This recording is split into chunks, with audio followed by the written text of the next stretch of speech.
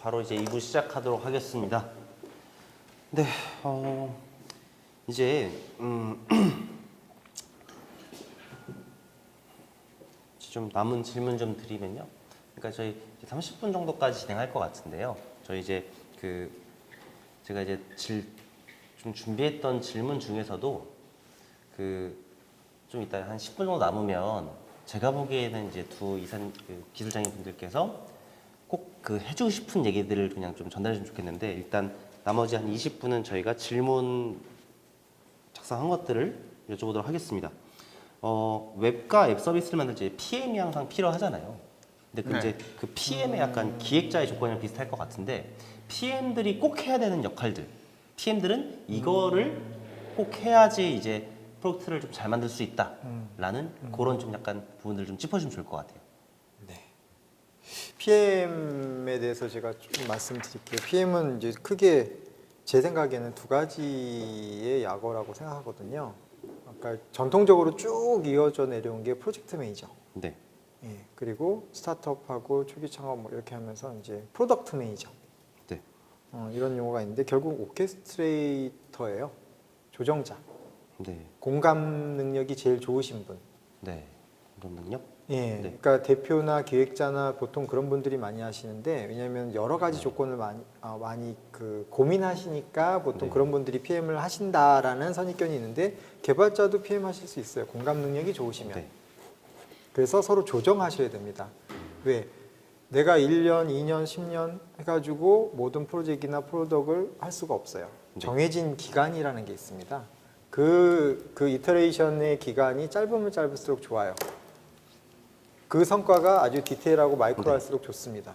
큰 지향점이 있지만 그 지향점을 계속해서 선보이고 실험하고 다시 또 얻고, 이런 일정을 관리하고, 또 각각의 포지션을 이끌 수 있는 공감 능력, 그리고 작업 지시와 거기에 대해서 확인하고 성과를 확인하고 서로 교류시키고, 이런 역할을 하는 분이 저는 PM이라고 생각합니다. 예. 네. 저희 우리 송희 선생님께서. 네. 우리가 보통 네. 자원 분배의 우선순위를 결정하시는 분들을 정치라고 그러죠. 그러니까 어떤 국가 예산, 국가의 어떠한 리소스를 어떻게 네.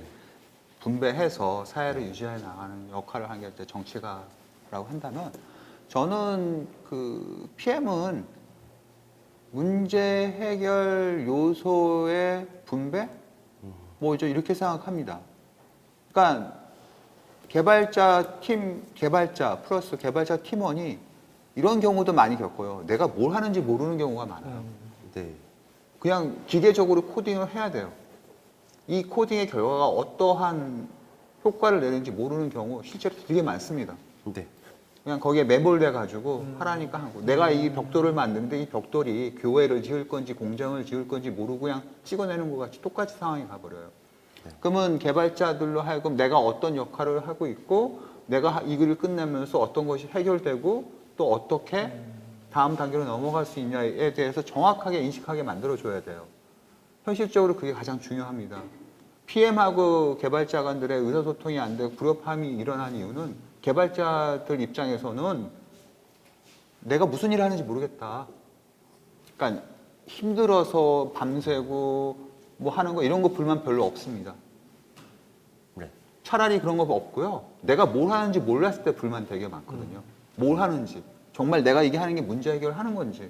그러니까 정확하게 문제 해결에 대한 우선순위를 결정해 주는 거, 그리고 그거를 정확하게 전달해 주는 자, 저는 그 사람이 PM이라고 그러고, 저는 개발의 거의 100%라고 생각해요. 그러니까 PM한테는 인사권도 줘야 된다고 생각하거든요. PM이 인사권을 갖고 있어야 돼요. 네. 그래야지만 실제로 이게 프로젝트가 진행될 수 있다고 생각합니다. 네. 질문은 이렇게 깔끔하게 그냥 이제 답변을 좀 들으면 될 것 같고요. 그래서 이제 대부분의 이제 정부 지원 사업이 많아서, 그렇죠? 그래서 이제 지원 사업들에는 이제 개발자 팀원이 없는 처음 예비 창업자 팀이나 초기 창업자 팀은 이제 외주를 거의 대부분 쓰는 것 같아요. 그래서 한 5천만 원 정도 받아서 그중에 4천, 3천을 개발비에 다 쓰고 그냥 이제 일단 만들고 끝인 경우가 되게 많거든요. 그래서 이제 뭐 차후 마케팅도 해도 하는데 비용 일단 없이 그냥 하는 경우가 되게 많은 것 같아요. 근데 거기서 이제 개발이 망해버리면 잘 안 돼버리면 여기서 이제 답이 없는 거죠. 거기서 딱 이제 사업을 접게 되는데 그러면 이제 웹과 앱 서비스 이제 외주를 맡긴다고 생각했을 때 근데 우리 이제 개발 뭐 내적인 어떤 영향이 없어가지고 맡긴다고 했을 때 그런 외주 맡길 때 중요한 그 조건 선정할 때 외주사를 맡길 때 선정할 때 가장 중요한 조건은 무엇일까요? 첫 번째 이거 같습니다. 내가 무엇을 남길 것이냐. 예, 정부 과제를 예시를 들어주셨는데 대부분 다 기간이 있습니다. 예, 과제의 기간이 있고 집행의 기간이 있습니다. 이때까지 이 비용을 써야 됩니다. 네. 거기에 매몰되십니다. 그런데 상대적으로 그 기간이라는 게 길지 않습니다. 뭐 한 6개월 내외 정도. 네, 6개월 굉장히 긴 것 같죠? 공전을 한번 하기 시작하면 2달, 석 달 이렇게 갑니다. 실제 개발 1달, 2달입니다. 근데 네. 완료 산출물은 이만큼 뽑아내려고 합니다. 대부분 다 제대로 안 돌아갑니다. 욕심을 내려놓고 핵심 본질 가치를 내가 뭘 남겨야 될 것인지, 어디에 집중해야 될 것인지를 판단하셔서 거기에 대한 정당한 가치를 집행하시는 게 어떨까 싶습니다.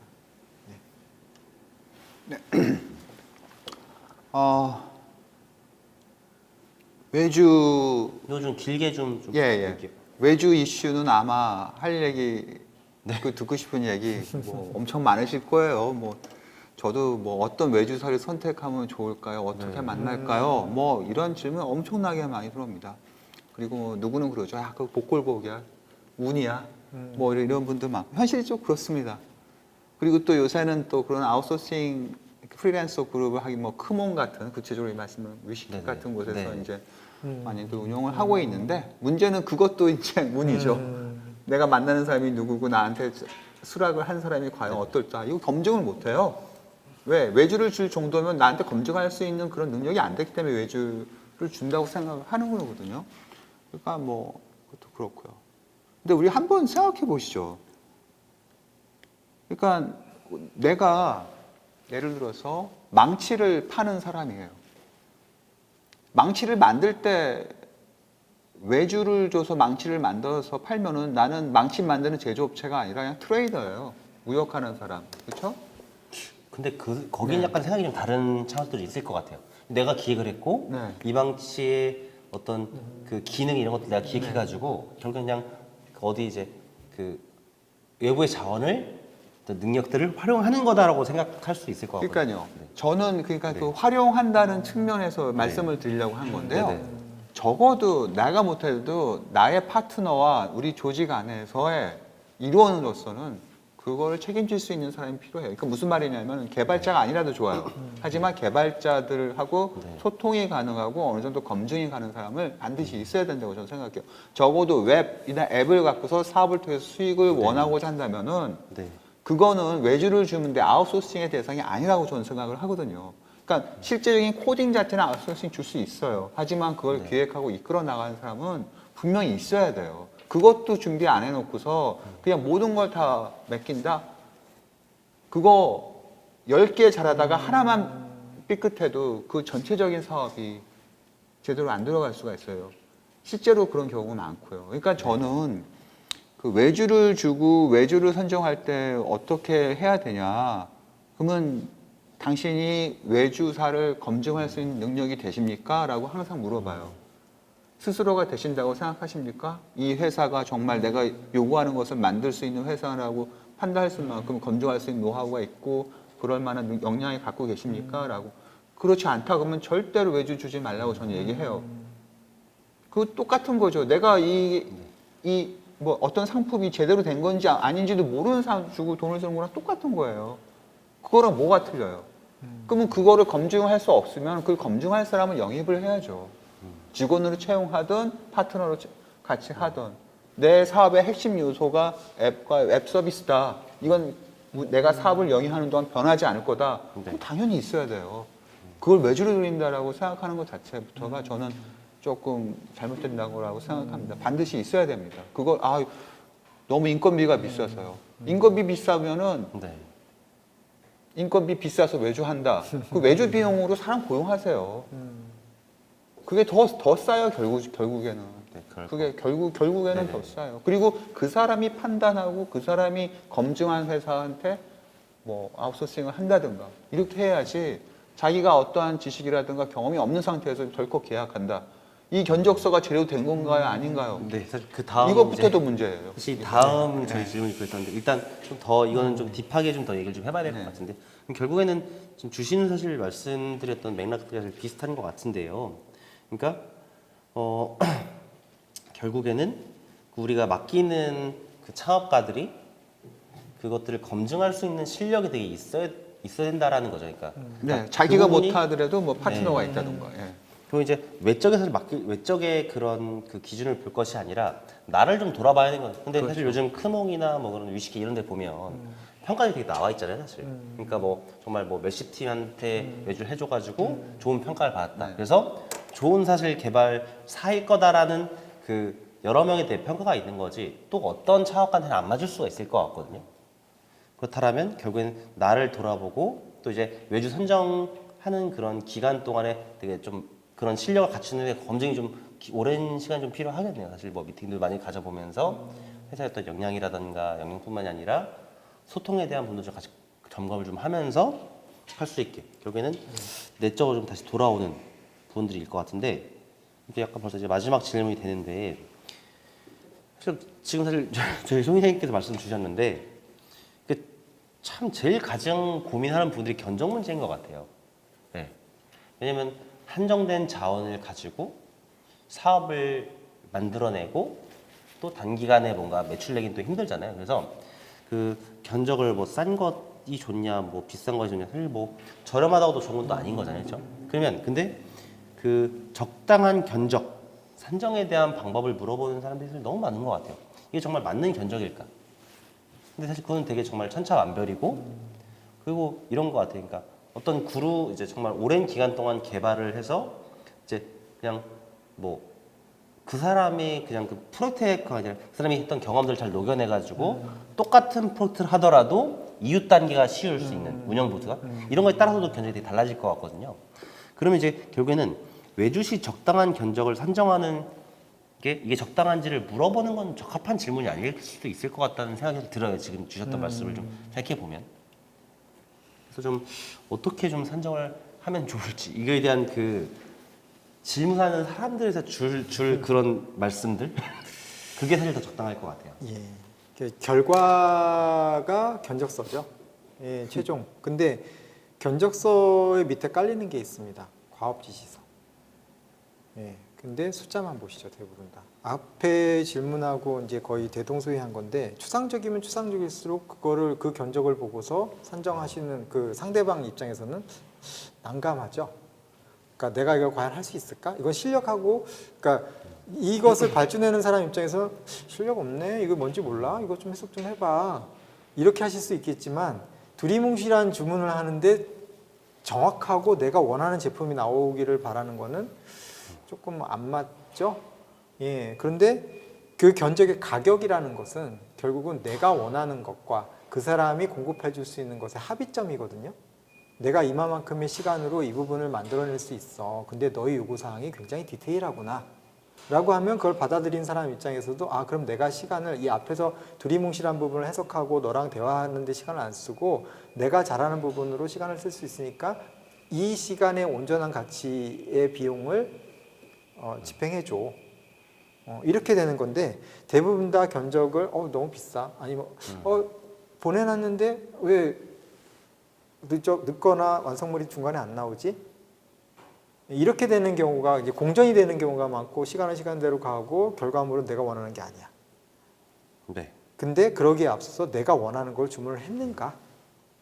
주문하기 전에 견적의 밑바탕에 깔려있는 그런 부분이 있는가? 그래서 그 부분을 달성하기 위한 사람의 종류와 개발도 여러 가지 파트가 있잖아요. 사람의 종류와 기간이 어떠냐? 이런 부분에 따라서 완성도가 네. 차이가 있을 것 같고 통상 개발비의 차이는 크지 않다라고 봐요. 무슨 말씀이냐면 대충 해서 그냥 템플릿처럼 해서 개발을 뽑아내는 팀이 있고요. 근데 외주하는 업체한테 나의 고민을 해석해줘. 아니면 나의 고민을 함께 해. 라기보다는 기술을 사는 거예요.